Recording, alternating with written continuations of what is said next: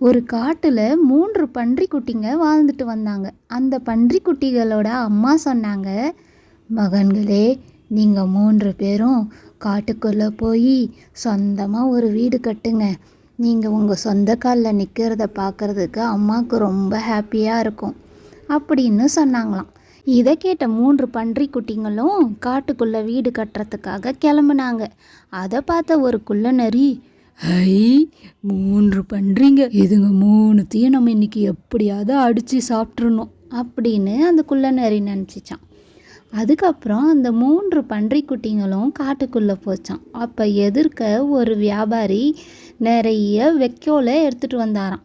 அந்த வைக்கோலை பார்த்துட்டு முதல் பன்றி கேட்டுச்சான், ஐயா, எனக்கு கொஞ்சம் வைக்கோல் கொடுங்க, அதை வச்சு நான் சொந்தமாக வீடு கட்ட போகிறேன் அப்படின்னு சொன்னிச்சான் அந்த முதல் பன்றி. இதை கேட்ட அந்த வைக்கோல்காரன் கொஞ்சம் வைக்கோலை கொடுத்தாராம்.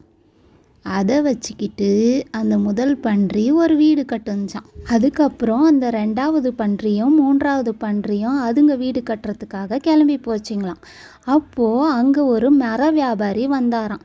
அப்போது 2வது பன்றி கேட்டுச்சான், ஐயா, எனக்கு கொஞ்சம் விறகு கொடுங்க, அதை வச்சு நான் சொந்தமாக ஒரு வீடு கட்ட போகிறேன் அப்படின்னு சொன்னிச்சான்.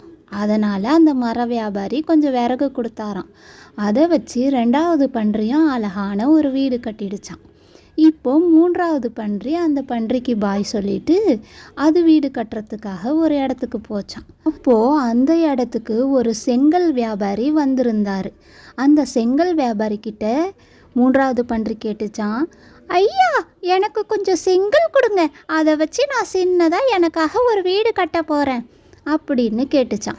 இதை கேட்ட செங்கல் வியாபாரியும் அந்த பன்றிக்கு கொஞ்சம் செங்கல் கொடுத்தாராம். அதை வச்சு அழகான ஒரு செங்கல் வீடு கட்டுனுச்சான் அந்த 3வது பன்றி. கட்டி முடிச்சதுக்கப்புறம் 3 பன்றிகளும் அவங்கவுங்க வீட்டுக்குள்ளே இருந்தாங்களாம். அப்போது குள்ள நரி முதல் பன்றி வீட்டுக்கு போய், ஏய் பன்றியே, கதவை தர, நான் உள்ளே வரப்போகிறேன் அப்படின்னு சொன்னிச்சான். இதை கேட்ட அந்த பன்றிக்கு ரொம்ப பயம் வந்துடுச்சான். ஐயோ, நீ உள்ளலாம் வராத, எனக்கு பயமாக இருக்குது அப்படின்னு சொன்னிச்சான். இதை கேட்ட குள்ள நரி, நீ இப்போ கதவை திறக்கலைன்னா உன் வீட்டை நான் ஊதியே பறக்க வச்சிருவான் பாரு அப்படின்னு சொல்லி ஊத ஆரம்பிச்சிச்சான். வெக்கெல்லாம் பறக்க ஆரம்பிச்சிச்சான். உடனே அந்த பன்றிக்குட்டி பயந்து போய் 2வது பன்றி வீட்டுக்கு வந்துடுச்சான். 2வது பன்றி வீட்டுக்கு போய் குள்ள நரி கதவை தட்டுச்சான். அப்பயும் அந்த 2 பன்றிகளும் கதவை திறக்கவே இல்லையாம். இந்த டைமு அந்த குள்ள நரி பார்த்திங்கன்னா அந்த கதவு மரக்கதவுன்றதால டங்கு டங்குன்னு அடித்து அந்த பன்றிகளை பயமுறுத்துச்சான். இப்போது அந்த 2 பன்றிகளும் பயந்துட்டு 3வது பன்றி வீட்டுக்கு போச்சான். அங்கே போயும் குள்ள நரி, ஏய் கதவை திறங்க, இல்லைன்னா உடச்சிட்டு உள்ளே வந்துடுவேன் அப்படின்னு மிரட்டுச்சான். ஆனால் செங்கலை ஒன்றுமே பண்ண முடியல குள்ள நரியால். அதனால் குள்ள நரி ஒரு ஐடியா பண்ணிச்சான். மேலே இருக்கிற சிம்னி வழியாக நம்ம உள்ளே போய் குதிச்சிருவோம்னு சொல்லிட்டு அந்த வீட்டு மேலே இருக்கிற சிம்னி வழியாக உள்ளே ஏறுறதுக்கு முயற்சி பண்ணிச்சான்.